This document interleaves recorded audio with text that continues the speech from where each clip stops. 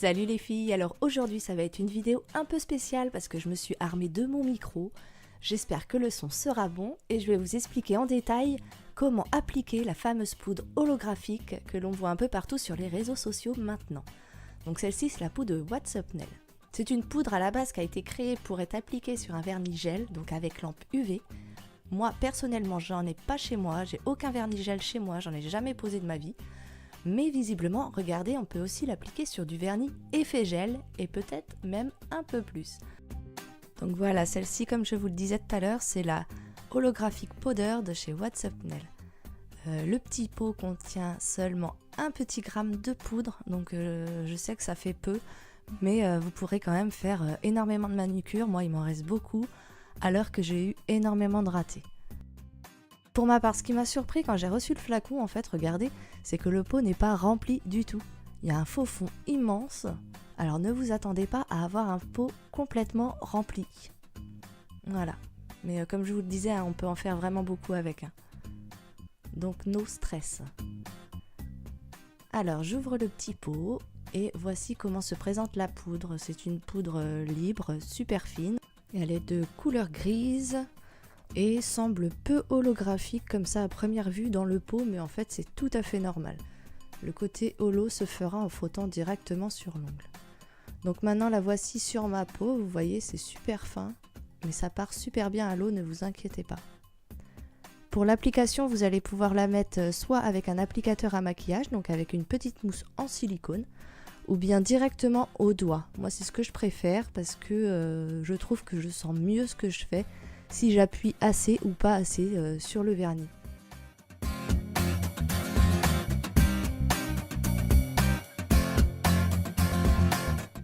Un indispensable aussi pour cette manucure, c'est d'avoir une base à l'eau, ce qui va permettre de ne pas abîmer la poudre avant l'application du top coat.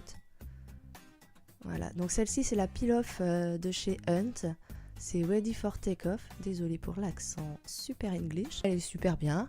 Et elle permet de garder une manucure vraiment sublime, même avec le top coat.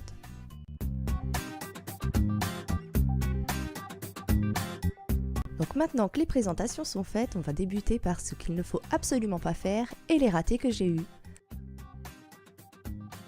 Le premier test, c'est sur un vernis complètement sec. Donc je me suis servi d'un vernis effet gel, celui-ci c'est un Revlon de la collection Colorstay Gel Envie, qui ne nécessite pas de lampe UV. Je l'avais laissé complètement sécher, puis après j'ai pris un peu de poudre sur mon doigt et j'ai commencé à frotter. Alors là on a l'impression que ça va marcher, mais en fait non, pas du tout. Vous allez voir que même en frottant et en refrottant, frottant, eh ben ça ne marchera pas, et pire encore, parce qu'à force de frotter, eh ben ça enlevait la poudre par endroits et c'était vraiment pas joli du tout. Donc les filles, pas de vernis sec. C'est parti pour le test 2 sur un vernis trop collant. Donc là, j'avais appliqué le même vernis et je l'avais laissé un peu moins sécher pour qu'il soit encore un petit peu collant en surface pour que la poudre adhère mieux. Vous voyez, là on voit mes empreintes digitales, ça veut dire qu'il est encore un petit peu mou en surface. Mais vous allez voir que trop, c'est trop.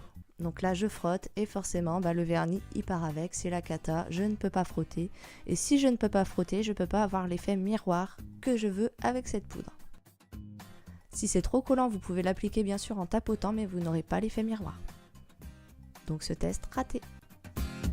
Pour ce troisième test, je voulais absolument vous montrer le résultat sans la base à l'eau avant le top coat. Donc j'avais posé mon Revlon, j'avais appliqué la poudre, donc pour cela je vous montrerai ça tout à l'heure, et puis j'applique directement mon top coat normal à séchage rapide par-dessus. Et on voit directement se dessiner dessus les traits de pinceau, et l'opacité n'est vraiment pas terrible, ça enlève de la poudre. Donc voilà pour ces 3 ratés, mais promis j'en ai eu bien plus car elle est pas facile à dompter, mais après plusieurs essais, on y arrive et en voici la preuve. Test 4, vernis effet gel juste sec en surface. Donc pour ce test, j'ai utilisé encore mon vernis Revlon, j'ai attendu entre 5 et 10 minutes qu'il sèche assez pour pouvoir appliquer la poudre en frottant, mais pas trop fort non plus car à l'intérieur il est encore mou. C'est à vous de voir selon les marques de vernis le temps d'attente qu'il faudra. Moi mon repère c'est au toucher, si au toucher ça laisse des traces d'empreintes digitales, j'attends en général 2-3 minutes de plus mais pas plus pour avoir ce résultat-là.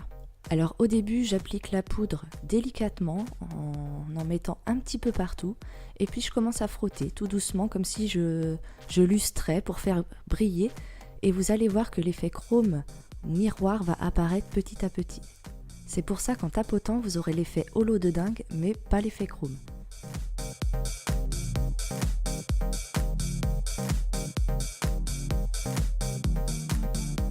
Maintenant que la poudre est appliquée correctement, j'applique ma base à l'eau. Toujours la base de chez Hunt qui marche très bien et qui permet de ne pas abîmer la poudre. Essayez de l'appliquer quand même assez doucement en effleurant le vernis. Alors là, vous pouvez voir que l'effet est toujours le même. La base n'altère en rien du tout l'effet holo ni l'effet chrome. Par contre, laissez-la bien sécher parce qu'elle est assez longue à sécher. Et puis posez votre top coat habituel, ici le Essence à séchage rapide. Et voilà le fabuleux résultat. Perso, j'adore, je suis fan. Alors maintenant, ça va être des tests sur différents vernis, dont des vernis normaux. Alors on commence par un effet gel de chez Kinetic. C'est des vernis professionnels avec une application extra. Donc ici, hop, je voyais mes empreintes, donc j'ai attendu encore 2-3 minutes de plus pour appliquer la poudre. J'y vais doucement au début, et puis je lustre, je frotte jusqu'à avoir un effet chrome, enfin j'espère. Et ça a l'air parfait. Voilà, donc ça marche tout autant avec ce vernis. Comme tout à l'heure, j'applique ma base Hunt, la base à l'eau. Et puis je vais terminer par une couche de top coat, mais cette fois-ci je vais essayer le Revlon Color Stay Gel en vie, sans lampe UV.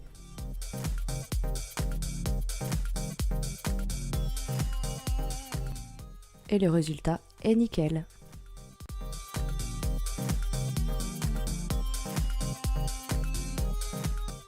Mais est-ce que ça marcherait avec un vernis normal? Parce que souvent on dit qu'il faut un vernis gel.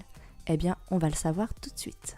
J'ai donc sorti un vernis noir, donc c'est un vernis Rimmel tout simple, qui n'a pas d'aspect gel, qui ne nécessite pas de lampe UV, qu'on trouve dans le commerce, et j'ai fait le même test. Et là, franchement, j'ai été choquée, parce qu'en fait, ça marche tout autant sur un vernis normal. En tout cas, le Rimmel. Voilà, regardez l'effet. Sur du noir, c'est encore plus joli. Finalement, je ne sais pas pourquoi on disait sur un vernis effet gel, parce que pour l'instant, ça marche plutôt très bien. Je termine bien sûr en appliquant ma base à l'eau, puis ma couche de top coat. Alors là, vous allez voir que ma couche de top coat, en fait, je l'ai posée un peu trop tôt, ma base n'était pas totalement sèche. Ça faisait un truc un peu bizarre dessus, mais une fois sèche, pas de souci, tout était rétabli. Donc je sais pas pour vous, mais pour moi, en tout cas, ça m'a donné envie de retester avec une ou deux marques de plus, avec des vernis normaux. J'ai pris un vernis Circolor, c'est le petit Rehab que j'adore, et j'ai effectué la même opération. Et en plus, là, je me suis rendu compte que j'avais presque pas mis de poudre sur mon doigt, et l'effet miroir était encore plus éblouissant. Franchement, j'adore le résultat de celui-là. Et encore une fois, c'est un vernis normal et puis ça marche quoi.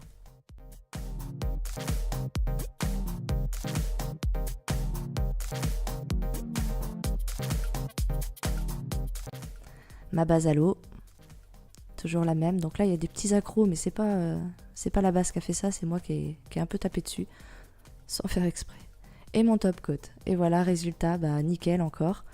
Un vernis normal qui marche. Pour ce dernier test, j'ai choisi un vernis de la marque Picture Polish. Il s'agit de Malteser. J'ai pris un peu plus de poudre que d'habitude et j'ai commencé à appliquer au doigt. Vous pouvez voir qu'en mettant un peu plus de poudre, l'effet est un peu plus granuleux, mais si on frotte assez longuement, on arrive au résultat chrome désiré. Ici, j'enlève un petit peu le surplus de poudre avec mon fan brush et voilà le superbe résultat. Donc c'est toujours une réussite pour ma part avec un vernis normal. Donc les filles, moi d'après ces tests, Je vous conseillerais, avant d'acheter des vernis effet gel ou des vernis gel, de tester d'abord chez vous avec les marques de vernis que vous avez à la maison. Pour celles qui ont du vernis gel semi-permanent, eh bien vous pouvez y aller les yeux fermés car vous n'aurez pas besoin de vous prendre la tête avec le temps de séchage de votre vernis. Et voilà les filles, donc cette vidéo est presque finie. J'espère qu'elle va vous aider pour l'application de cette poudre. Et n'hésitez pas à me dire si vous aimez ce genre de vidéo. Moi je vous dis à très vite pour un petit nail art.